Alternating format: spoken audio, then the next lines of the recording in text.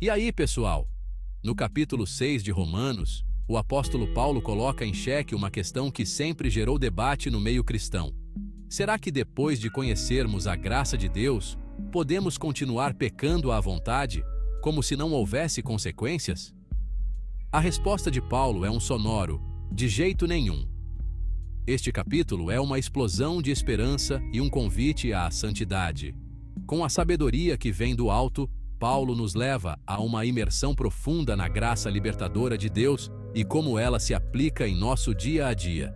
A pergunta que abre o capítulo é crucial porque coloca em evidência a mania que temos de distorcer a graça de Deus, transformando-a em um salvo-conduto para pecar. Romanos 6 não é apenas um tratado teológico, é um chamado urgente à transformação, a vivermos de acordo com o chamado que recebemos em Cristo.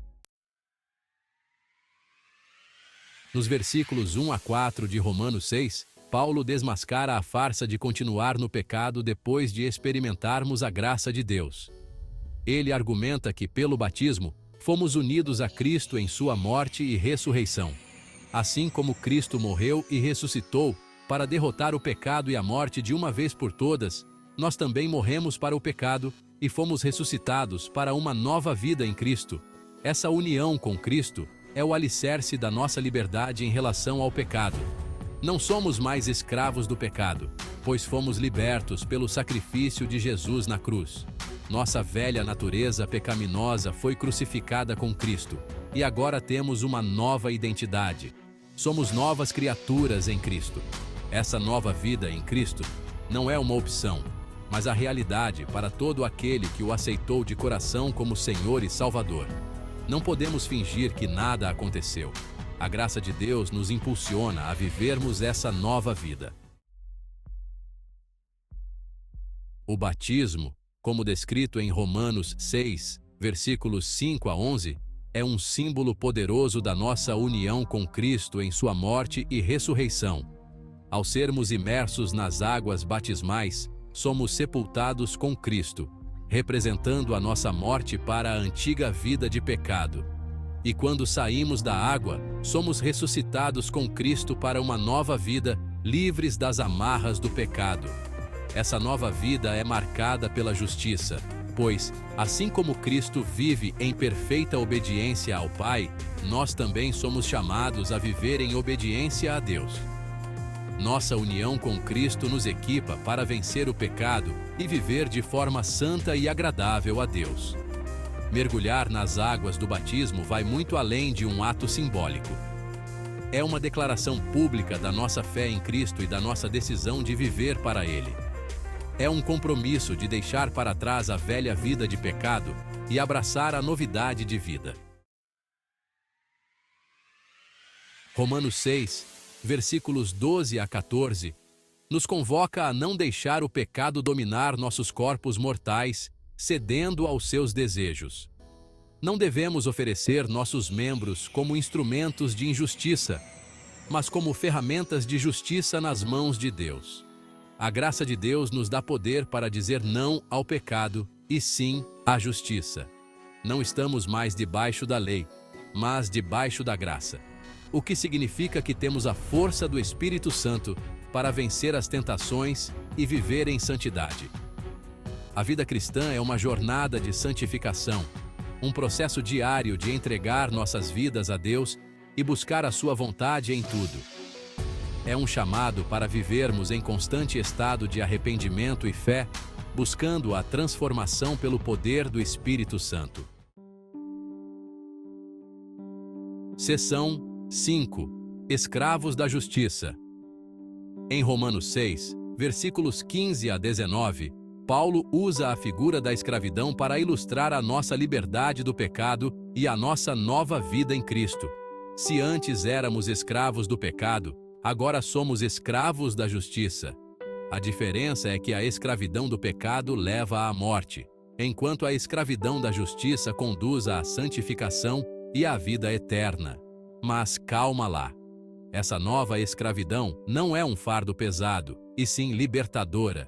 É a liberdade de viver para Deus. de experimentar a verdadeira alegria e paz que só Ele pode dar. É a liberdade de sermos quem fomos criados para ser, filhos e filhas de Deus. A liberdade em Cristo não significa que podemos fazer o que quisermos. A verdadeira liberdade é a liberdade de escolher o bem, de viver de acordo com a vontade de Deus. É a liberdade que vem de ter o coração transformado pelo poder do Espírito Santo. Seção 6. A lei e a graça, duas alianças. Romanos 6, versículo 14, coloca em contraste a lei e a graça. A lei, entregue por meio de Moisés, expõe o pecado e nossa incapacidade de cumpri-la perfeitamente. A graça, revelada em Jesus Cristo, nos liberta da condenação da lei e nos capacita a viver em novidade de vida. Enquanto a lei nos mostra o quão pecadores somos e a nossa necessidade de um Salvador, a graça nos oferece perdão e poder para vencer o pecado. A lei nos condena, a graça nos liberta. A lei nos paralisa pelo medo, a graça nos impulsiona pelo amor. A lei e a graça não são rivais, mas se complementam em perfeita harmonia. A lei revela nossa necessidade da graça, e a graça nos capacita a viver de acordo com o propósito da lei: amar a Deus e ao próximo. Seção 7. A graça que liberta e santifica. É preciso ter em mente que a graça de Deus não é um cheque em branco para pecarmos à vontade. Muito pelo contrário, a graça é a força que nos liberta das garras do pecado e nos capacita a viver em santidade. Quando a ficha cai e entendemos a profundidade da graça de Deus, quando a gente se dá conta do sacrifício que Cristo fez por nós lá na cruz, somos movidos a viver para Ele em gratidão e amor. A graça nos compele a abandonar o pecado e buscar a Deus de todo o nosso coração.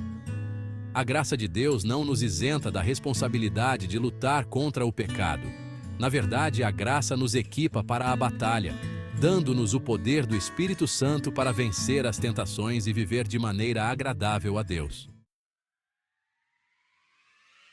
Seção 8. Frutos de santificação para a glória de Deus. Romanos 6, 20 a 22, coloca lado a lado os frutos do pecado e os frutos da justiça. O pecado, como um caminho sem saída, leva à morte. Já a justiça, como uma estrada que leva para cima, conduz à santificação e à vida eterna. A vida cristã é um processo de santificação, de crescimento na graça e no conhecimento de Deus. À medida que nos entregamos à obra do Espírito Santo em nós, somos transformados à imagem de Cristo, produzindo frutos de justiça que glorificam a Deus. Amor, alegria, paz, paciência, amabilidade, bondade, fidelidade, mansidão, domínio próprio. Esses são os frutos do Espírito que devem ser a marca registrada da vida de todo aquele que pertence a Cristo. A santificação não é um fim em si mesma, mas um processo contínuo que dura a vida toda. É um processo de abrir mão do nosso eu e viver para Cristo, de sermos moldados à sua imagem pela ação do Espírito Santo. Seção 9. Um novo Senhor, uma nova vida. Romanos 6, 23 declara a realidade da nossa nova vida em Cristo. Porque o salário do pecado é a morte, mas o dom gratuito de Deus é a vida eterna em Cristo Jesus, nosso Senhor. Não estamos mais debaixo do poder do pecado, pois fomos libertos pela graça de Deus, e agora temos um novo Senhor, Jesus Cristo. E essa nova vida em Cristo não é só para o futuro, mas para o agora. Devemos viver como se já estivéssemos no céu, buscando as coisas do alto, onde Cristo está sentado à direita de Deus. Nossa vida deve ser marcada pela esperança, pela alegria e pelo propósito que só encontramos em Cristo. A vida eterna não é apenas algo que desfrutaremos depois da morte, mas uma realidade presente naqueles que estão em Cristo. É uma vida de comunhão com Deus, de propósito e de esperança que transcende as circunstâncias da vida. Romanos 6 é um convite à liberdade, a vivermos como novas criaturas em Cristo, livres das correntes do pecado e da condenação da lei. A graça de Deus não nos dá carta branca para pecar, mas poder para vencer o pecado e viver em santidade. Que possamos, então, viver em gratidão pela graça imensurável que nos foi dada em Cristo Jesus, buscando a cada dia crescer em santidade e produzir frutos de justiça para a glória de Deus. Lembremos sempre que a vida cristã é uma jornada de fé, de arrependimento e de obediência a Deus, e que a graça de Deus é suficiente para nos sustentar a cada passo do caminho.